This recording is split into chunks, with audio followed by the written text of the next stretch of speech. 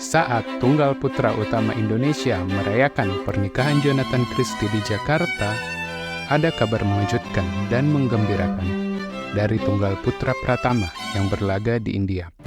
Yohannes Saud Marcelino, satu talenta muda yang menggebrak dengan menjadi juara di S100 Guwahati Masters 2023.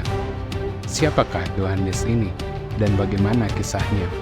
Kenapa baru muncul sekarang? Tonton terus sampai akhir ya. Sebelumnya, subscribe dulu untuk update video dari kami. Terima kasih. Yohannes Saud Marcelino lahir di Bogor tanggal 2 Mei 2003. Bergabung dengan klub bulu tangkis PB Jaya Raya adalah langkah pertama Yohannes untuk mengejar prestasi. Di klub, setiap latihan adalah investasi menuju impian. Tidak ada halangan yang jadi rintangan untuk terus berjuang. Seperti moto Yohannes di media sosial Instagramnya, "Keep moving forward." Yohannes mulai turun di turnamen kelompok umur di tahun 2016, bermain di dua nomor, tunggal putra dan ganda putra. Namun setelah beberapa kejuaraan, dia akhirnya fokus di tunggal putra. Penampilannya cukup baik karena sampai di babak-babak akhir. Dia pun mendapat panggilan untuk bergabung ke pelatnas PBSI. Tahun 2020 menjadi babak baru dalam kisah Yohannes. Di usianya yang belum menginjak 17 tahun, dia melangkah dengan penuh keyakinan menuju Cipayung, pintu gerbang bagi impian internasionalnya. Dalam atmosfer pelatihan nasional yang intens, Yohannes merasakan tantangan sejati. Proyeksi untuk tampil di kejuaraan junior internasional memberikan Yohannes motivasi ekstra. Mewakili Indonesia adalah suatu kehormatan sekaligus tanggung jawab besar yang harus diembannya.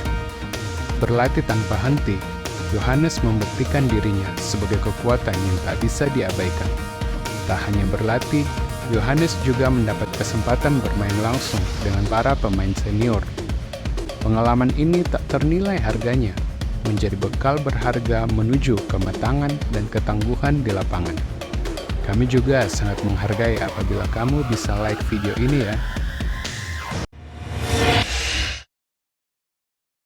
Namun, perjalanan Yohannes tak luput dari tantangan. Pandemi COVID-19 memaksa dia untuk menunda impian kompetisi.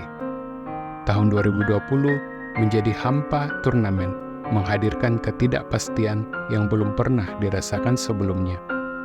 Dalam situasi sulit ini, Yohannes tetap fokus pada latihan. Yohannes berpartisipasi dalam turnamen internal PBSI di pertengahan tahun 2020, tetapi hasilnya tidak sesuai harapan. Dia kalah di babak-babak awal yang menguji mental dan tekadnya. Setelah tertahan sekian lama, akhirnya Yohannes bisa turun bermain di kejuaraan internasional. Pada Oktober 2021, Yohannes melangkah ke arena internasional untuk pertama kalinya di Denmark Junior. Dia mampu mencapai final, memukau dunia dengan kepiawaiannya di lapangan. Hanya seminggu berselang, Yohannes meneruskan sorotan dengan menjadi juara di finish Junior 2021. Yohannes benar-benar menunjukkan hasil latihannya. Dari 4 turnamen yang diikuti, catatannya luar biasa.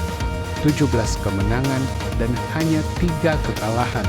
Sebuah pencapaian fantastis yang menegaskan bahwa Yohannes adalah kekuatan yang patut diperhitungkan di panggung internasional, setidaknya kelas junior. Bisa dibayangkan bagaimana latihan luar biasa Yohannes selama masa pandemi, sehingga dia mampu bersaing dengan pemain dunia. Tahun 2022 dan 2023 membawa Yohannes ke level baru, persaingan di kelas senior. Namun, perjalanan awalnya tidak mudah.